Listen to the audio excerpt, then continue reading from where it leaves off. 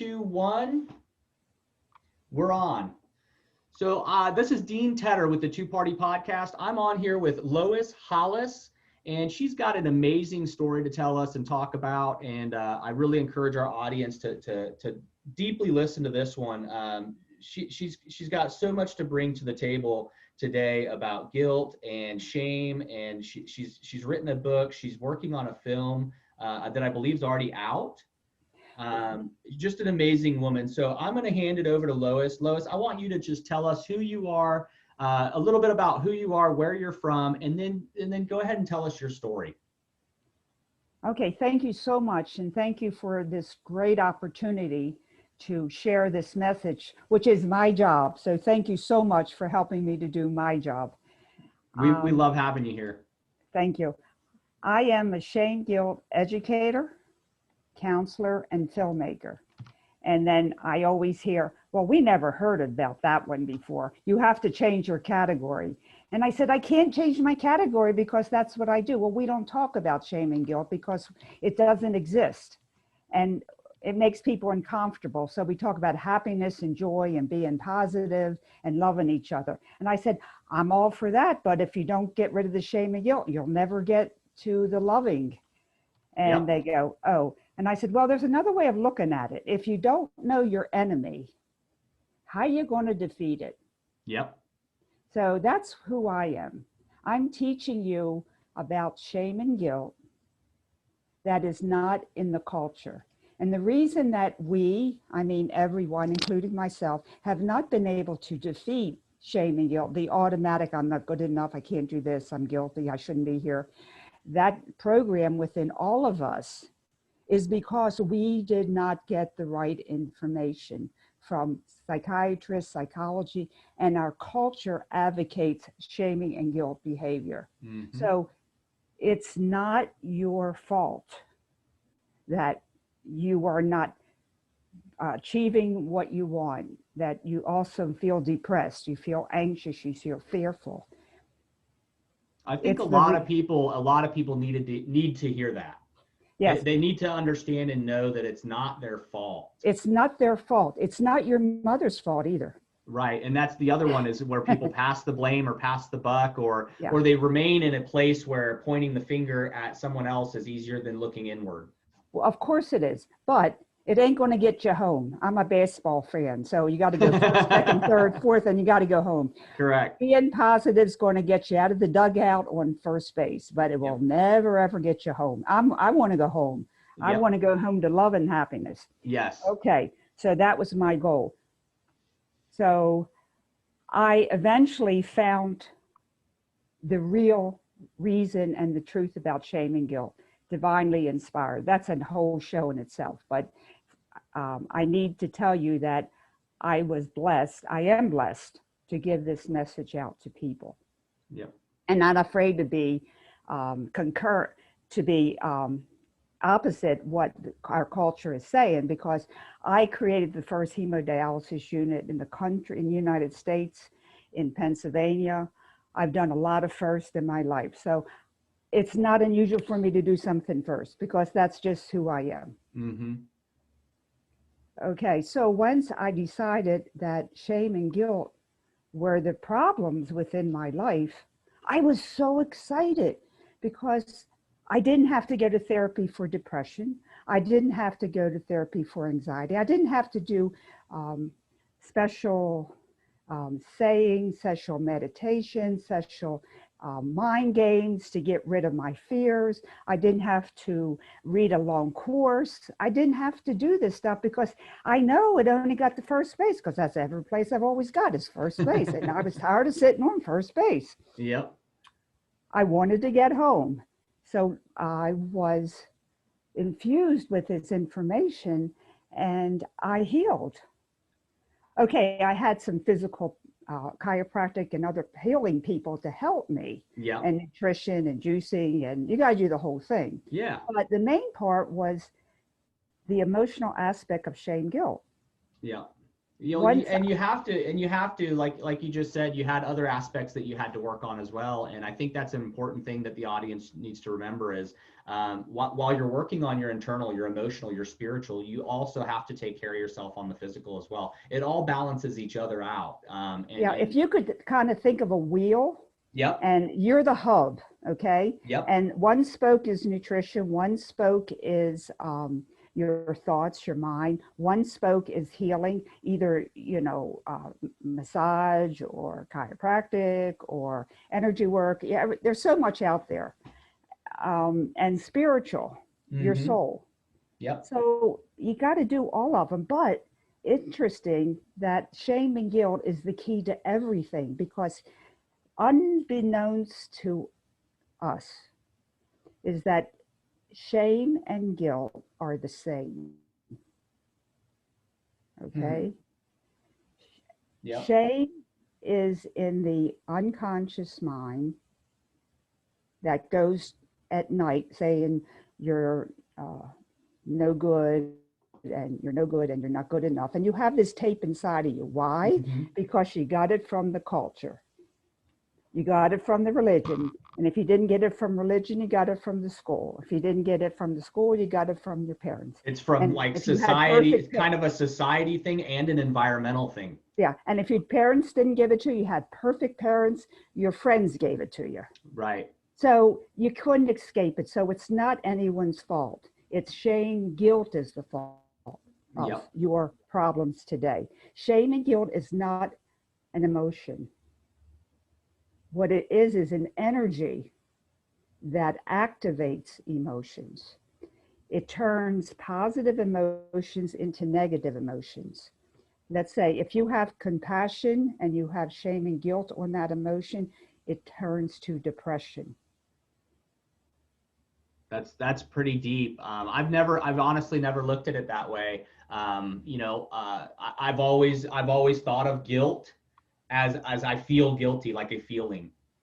Yes, but Um, it activated that feeling. So, right, right. okay, And so so the way you're explaining it, it makes a lot more sense because I've always again thought of it as a feeling when you're saying it's not. it's outs I it's can grasp that. outside of you. It's Hmm. shame, guilt. Okay, shame's in the unconscious and guilt is in the conscious mind.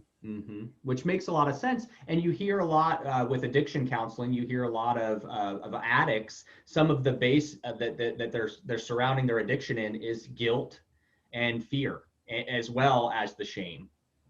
Okay, fear is shame. Hmm. Okay, all negativity is shame, guilt. Okay, so I need to backtrack. Shame and guilt are the same energy. I call it shame guilt. Yep. I don't call it shame. Now, our culture says, most people say, shame is bad and guilt is good. Right. We need guilt to be responsible. We need guilt to be moral. Well, I invite us, our culture, to step up and say, I want to help my friend move, not because I'll feel guilty that I didn't help him, but because I love him and it's the right thing to do. Right. We have to up our game. Hmm. Don't do things out of guilt. Do things that it's the right thing to do. Yeah. Out of compassion and caring. Yeah. I just want to help my friend. No, that's not something I want to do because that doesn't affect this and this and this. So you can say no to stuff, but that's another Yep. story. Yeah. There So doesn't shame, have to be strings attached to just yeah, doing something good. you just do it right. Life is very simple. We have gotten it complicated. Anyway, Yep. shame, guilt is an energy. Hmm. Okay. It's outside of us. Anything that's outside of us, we can get rid of. Which is great. Hello. Now you are so excited. Yep. But the problem was 15 years ago when I had this wonderful breakthrough, I wanted to shout it to the world. Hmm. And nobody would let me talk about it because they didn't talk about shame and guilt. And they said, it doesn't exist, Lois, Right. because if you keep talking about it, it exists. And I'm going, well, I don't see how you're ever going to get well, because if you don't recognize your enemy and recognize the obstacle in your life and jump over it with just be positive, I don't see how you're going to get off first base. Yep. And so with the virus thing happening, our world has turned upside down. It has. It has. And the beauty is that I am so busy. I am so excited. Finally, I get to do my stuff. So I'm very happy to do that because that's my job. Well, I've done similar, since this pandemic started. I mean, I've taken more opportunities to work on myself. I've taken more opportunities to work with my wife and help her, and to help my son. And so, while a lot of people are maybe in some sort of complacency, or they're just like, they lost their job, or they're just dealing with so much depression, anxiety that they can't move forward from it or use this opportunity to grow. I've been trying to use this opportunity in the pandemic to grow. Well, you're on the right path. Now, I have to explain something. Why then, if shame, guilt is the same energy, negative, of course, right? Mm-hmm. And that's a long story how that happened. That's another interview. But why does it have two names? Okay. Our culture does that to information. I'm a nurse. Yep. And please forgive the simplicity of what I'm saying, if any doctor's listening. If you have a bacteria in your stomach, they call it gastritis. If you have the same bacteria in your lungs, they call it pneumonia. If you have it in your brain, they call it meningitis. Okay, that's simplistic, of course, but Right. It shows the point that even though it's the same substance, if it's in different locations in the body, they give it different names. Right. Now, this is very, very important because you can't get rid of guilt until you get rid of the shame. You never work on guilt. You have to work on the shame that's feeding the guilt. Almost, it's basically the core of the two. Exactly. Okay. So shame, guilt are twins, or however you want to say it, but they are partners in crime. Maybe they're partners in crime. Oh man, that's a great title. We met the partners in crime today. There we go. And that's true. Now, it's very important to see that, because now people are going, oh, guilt is no good. Mm-hmm. Well, we all know shame probably isn't any good, but a lot of people say we need more shames too. So I got to talk to those people. Anyway, shame, guilt is one energy. And if you go on my website, I have a video on that. So there's a lot of visuals on that. And that's what my new film is going to be in January. I'm going to make shame, guilt visible so people can see it actually exists. Excellent. And it's outside of us. So what it does is that it affects our emotion. Now, how does it do that? It's very, very clever. Mm-hmm. When someone shames you in language like, you did that again, I expected you to do that, Anytime you feel bad when someone says something to you, it's not so much the words, it's the energy that they're propelling to you. They're throwing their shame onto you. Almost a projection then. Well, not a projection. They actually transfer it to you. Okay. Different than projection. Right. Because it's like, did you ever play the game Hot Potato? They pass something around the circle. Yeah. Okay, that's it. Shame and guilt is so horrible to carry unconsciously. You don't know it. But unconsciously, that you just want to get rid of it. How do you get like, oh, I'm in a bad mood today. What the heck? Fuck him, whatever. Excuse me. Right. No, you're fine. We're an unfiltered show. You're fine. Okay. You stupid jerk, instead of trying to help like a kid, 8-year-old, what did you do that for? It's stupid. Well, the kid never was taught it. So okay, we still need to discipline our kids and all that. It's the tone of voice, but it's actually the shamer feels better after they shamed somebody. Right. That makes sense. And we see that play out in society day in and day out, whether it be in the bullying behaviors we see, whether it be in just in the general, even in the workplace, you see it, where somebody's basically almost in competition with someone else and trying to make them look bad all the time, the shaming. Yeah. But that makes them feel bad. Okay, but it's a temporary feeling of feeling good for the shamer because they have to keep shaming people. Right, which is unhealthy. So I teach how to recognize shame, guilt, and how to repel it. Like, no, thank you, goodbye. Yep. That's awesome. Now, when someone is shaming you or guilting you, I have one answer that you can say, because I want people to have takeaways.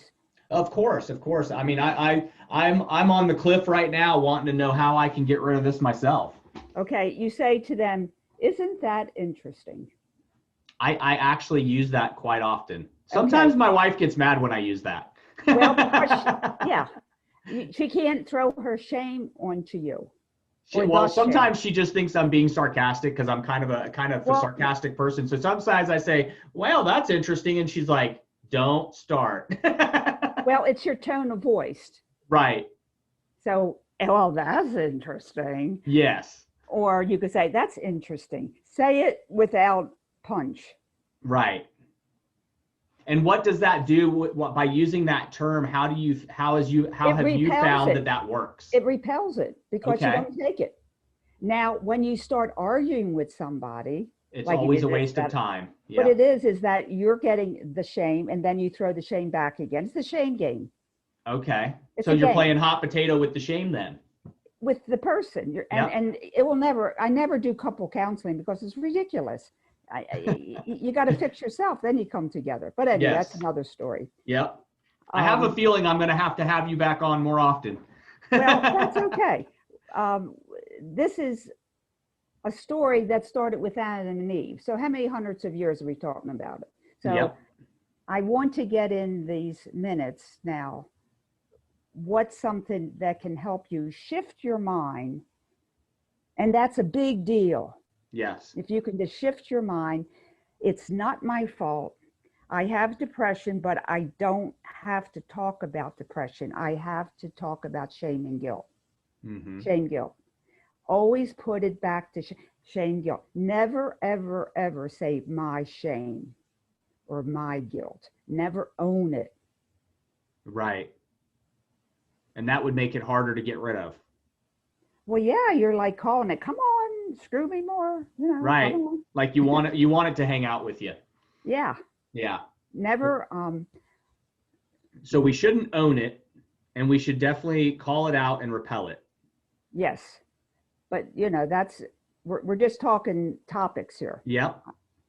But that's enough to change the consciousness of people. And yes, your mother or your father or your brother or your sister or your teacher or your priest shamed you, but it's not their fault. It's because they were taught to shame you. Mm-hmm. I mean, the person there is good, but it's the shame they're throwing at them, and they don't know what we know today. Right. Well, hopefully my audience can detect that now, hearing you explain it. So that's number one. Don't get more shameful because your positivity hasn't worked 100%. Because I'm telling you, it won't. And you cannot get rid of the guilt that you've been hitting and cursing and swearing about, because you have to find the shame in your childhood that activated that guilt. And we can do that. That's what I do. That's what I help people. I help them to find the shame that they encountered sometime in their life. And you have to find, like you cleaning your house. How do you clean your house? You got to pick up the stuff to throw it away. You got to identify it to find what's trash and get rid of it. Yeah, and then you can release it. You cannot say, I release all the shame, guilt in my life. Well, you know what? If that worked, we'd all be saints. Hey, I would love it if that was that easy. And if it was, we wouldn't be talking. Right? So tell us, what's the next step that we would want to try to start working on? Okay, I want people to rephrase their speech. A lot of times people say, oh, it's such a shame. It's raining today. I can't have my barbecue. Don't use the word shame. It's sad. It's unfortunate. It's stupid. But don't say shame, because then again, you're calling it to you. Right.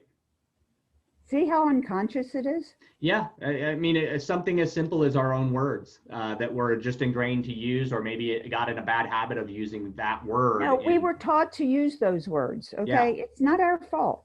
Yep. It's our fault if we don't fix it. Right. Yeah, definitely.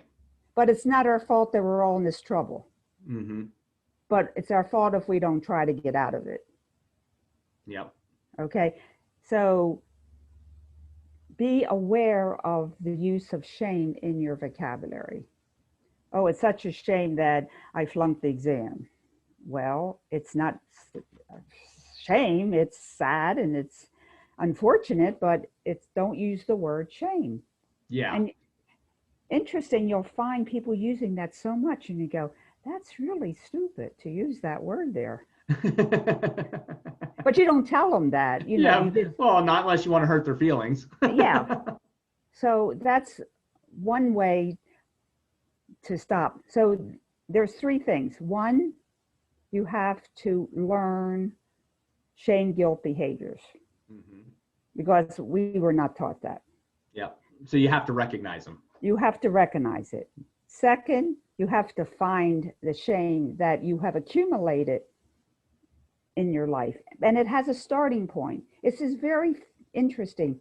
There's a thing that happened when you were 5 years old. I mean, everybody remembers some incident, and we're not doing meditation and hypnosis. That is not healthy in this situation. Okay, it has a place, but not in this particular situation. Right. Because meditation helps you escape your emotions. Right. I want to be in peace and love, and that's good, but not for this particular exercise. This one we particularly want to recognize and face it consciously. Yeah. Yes. Yeah.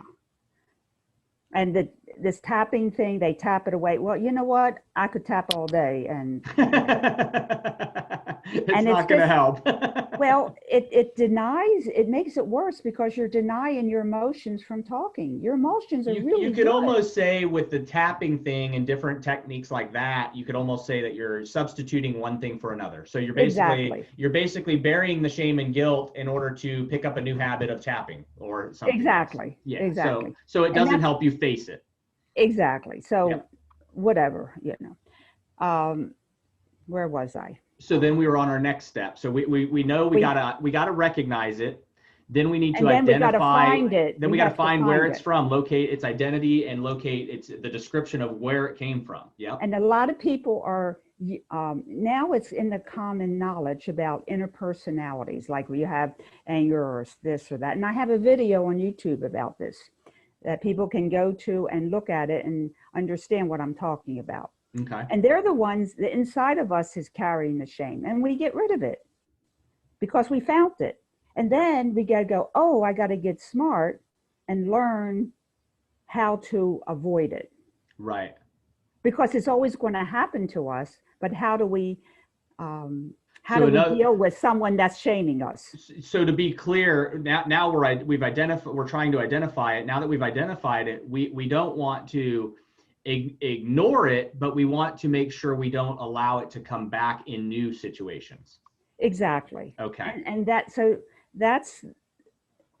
I don't have a course on this because there isn't a course on that because everybody's different, but I can label where we're going. Yes. And I have sessions, I help people, and I think I'm going to get I think we've in our society as a whole, obviously we don't communicate, we don't work on relationships like we obviously used to when you and I were growing up, and the world's changed a lot, but the way I look at it is when I was growing up, I had a really rough and dysfunctional childhood for sure. And my mom was gracious enough to get me in counseling. She was gracious enough. My whole entire life, I think I went through counseling, and I thank her for that. Because it helped me to learn different coping skills, and it also helped me work through the things that I was having issues with. But what was the most important to me about counseling, which I think kind of touches on where we're going with this conversation, is talk therapy. Being able to talk about the shame, talk about the guilt by identifying it. Like you said, you got to identify it, but you also got to pinpoint it. But you don't want to ignore it. There's a time and place where you really need to have an open relationship, whether it's counseling or even with yourself, to where you're having a discussion about this. It needs to be a type of talk about it, work through it, right? And the reason I'm very adamant and available for podcasts is because the present psychology system does not see the shame guilt paradigm that I am showing you. They don't recognize it. They don't know it. Yeah. They haven't done it themselves. I will tell you a personal experience. I went to counseling many, many, many years because I was suicidal, I was depressed. Well, that's what you, and that helped me. Yep. It really helped me talking, not to want to commit suicide anymore and not to be so depressed. But like I was like halfway there, but you know how it is, you're better, but you're really not, but at least you're not falling apart. I like to compare that to when I ask somebody or tell somebody to try to reach out and help others.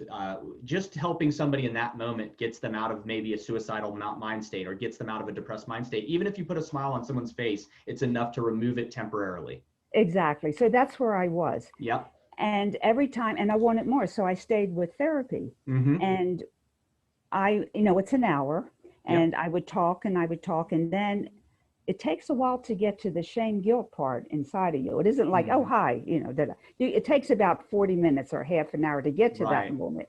And then I would be overwhelmed because I would touch the shame of my childhood. And I would cry, and they would say, session over.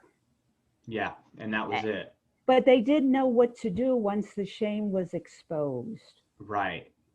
And I think a lot of psychiatry and a lot of counseling, like you said, you reach that point where now you're talking about it. Now you're in an emotional mess over it while you're just trying to work through it.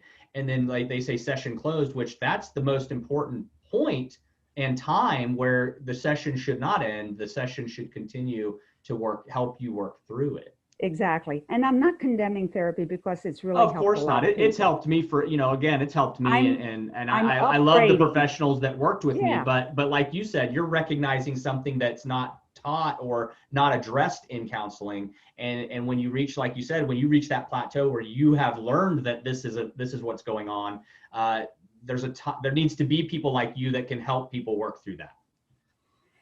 And they don't understand that shame guilt is not an emotion. And that's why I value the time that you are giving to this to enlighten people. Yeah, for sure. Now, there have been people that came to me who had done 10 years of therapy, 5 years of therapy, and that can go on for quite a while.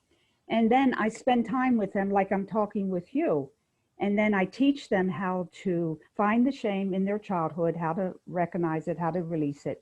And then they keep doing that the rest of their life. So it isn't that we're sick mentally. We don't have we're labeled mental illnesses, but we just don't know the shame guilt story. Yes. So that's where I am today with you. Yeah. Well, this is really, like I said, this is really enlightening. Like I said, there's a lot of things I have not, just the fact that the guilt, the shame is not a feeling. I'm still wrapping my head around that. And it makes sense the way you just described it. And that alone has educated me today. That alone has helped me to have something to look at and reflect on in myself and in some of my past. And it makes you empowered. Doesn't it make you empowered? Well, yeah, because I feel like I now know deeper about maybe what makes me tick, I guess, what makes me work. Yeah. That after all these years, I didn't know that. And looking at it now, I can start focusing on that portion of myself. Yeah. It's very enlightening. I really, I've booked a lot of these 30-minute slots, and we started a little early. I wanted to give you more time because I really want to get a little deeper into this. But I am going to have you back on at a later time for another episode so we can dive deeper into this. Because I really am, I think my audience, and I know I am interested in it. This is stuff that always, counseling and anything that deals with the psyche and just self-help and anything that can help another person is what I do. It's what I want to do. So I want to have you back on at a future date. Tell me a little bit more about, tell me about your book and tell me a little bit about your film coming up. Okay. My book, it's, okay. I remember when I said everybody was coming to me because they got well and they send their mothers and their cousins and their kids. And I said the same thing to everybody, like I'm saying to you.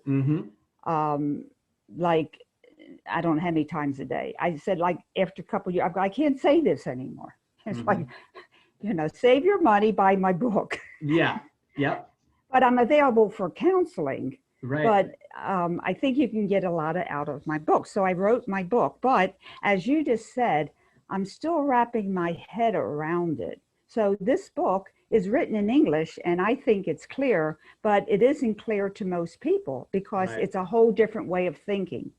So if people could get my book if they want and read it, but they're going, wow, I don't really get it. Well, you won't because, So the book kind of lays out the framework or the yeah, foundation, exactly like we're talking and you're now. still doing an overall research and expanding it. So you may have 2 or 3 more books coming. I don't know. We'll see. We'll see. I got a lot of like But the my book cup itself lays out the framework. exactly, and a lot of people say it's too academic. Well, we're entering a higher plane of learning. We're very human beings are awesome people. Yes. We really Very are intellectual. Yep. very, and we're adaptive. Yes. We're adaptive. When we have a problem, we adapt. We are so smart. We are so, Hmm. people go, oh, and that is true, but they don't tell us how to get there.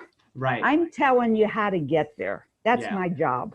That's awesome. That's my job. So you can get the book. It's Emotional Revolution Equals Evolution. And everybody told me to stop there, but I said no.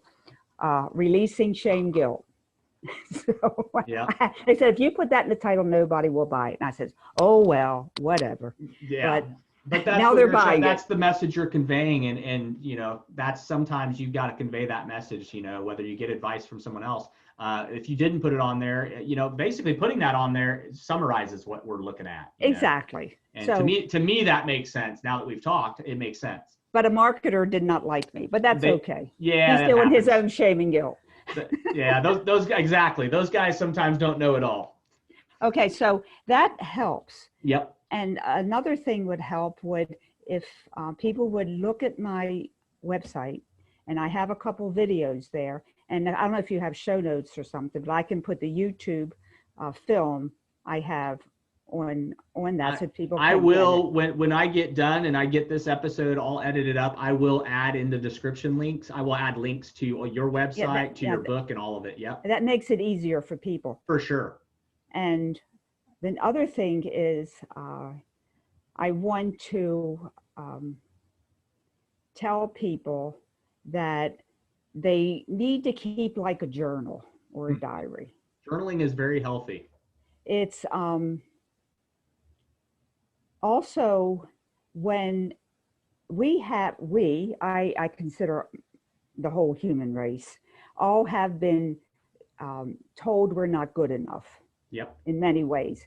So what I had to do, and this is the advice of therapists, is that you have to counter one negative like 2 or 3 positives. Mm-hmm. So every time that I did something, I did good. Like when I was driving to someone's house and I never went there before, I would say, I did good, I found it. And then I would say, I did good, I only got lost one time. You can compliment yourself anyway, Yes. even if you did wrong. I think we all need compliments. But we have to, okay, when you compliment yourself in your own voice, it means 100 times more than someone telling you. That's powerful. That's very powerful. So I was so depressed, okay? So I made a tape of I'm good. I'm good at burning spaghetti. I'm good at making donuts. I'm very good at loving people. I'm very gracious in my work. I'm very bad at technology, but I do good. I'm very good at finding somebody to help me. No matter what it is, it's not about the negative positives. It's like I burn spaghetti so well, I'm an expert. I think I've been an expert many a times on a lot of meals I've cooked. But you don't look at it as a negative. You look like that's who I am, and I don't do some tech stuff because I'm very good at making a mistake with it. It's interesting you bring that up because I just had a discussion with the guest just before you, and we just talked about I am one of those people when I look in the mirror, and it's taken me many years to get to this point, but when I look in the mirror, I look at all of my nobody's perfect, but I look at myself in all of what I consider my perfection, which is my imperfection. So when I look in the mirror, going along with what you said about complimenting, when I look in the mirror, I see myself nowadays versus how I used to look at myself. I see myself in the mirror nowadays, and I look at my imperfections and my problems or things I see as a problem, and I love them. I love that I'm an individual, and those are me. Those are my problems. Those are what but my don't imperfections even call it are. imperfections. I like to look at them. I like to look at them as my perfections. But I like when I explain it, I kind of explain it as imperfections. But when I look in the mirror nowadays, I love myself for the good and the bad. And you don't even have to say for good or bad or perfect or imperfect. You have to neutralize things. Right. See, shame, guilt has taught us to be judgmental. Mm-hmm. We don't know any other way. Yeah, that makes sense. I mean, I just said it. Yeah.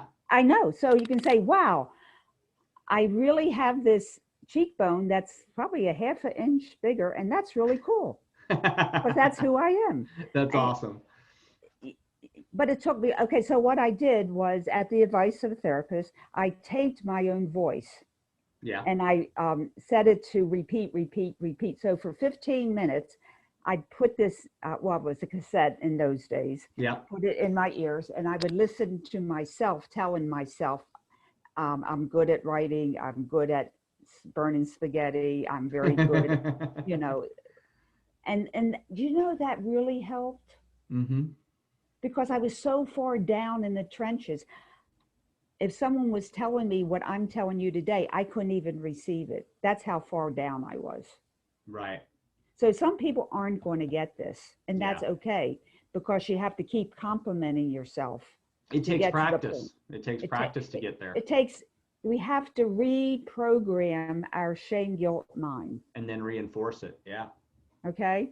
And that's doable. It's very doable. For sure. Well, I'm gonna close out and wrap up here with you. And like I said, I'm gonna have you on in the future. I want to get deeper into this because I'm really enjoying it. But please tell the audience where we can find you on your website. Any other information you want to promote, your film, anything you want to promote. Go ahead and tell the audience about that now. Okay, thanks so much for that intro. I can be found on the website, and it is Lois, Lois Hollis, HOLLIS.com.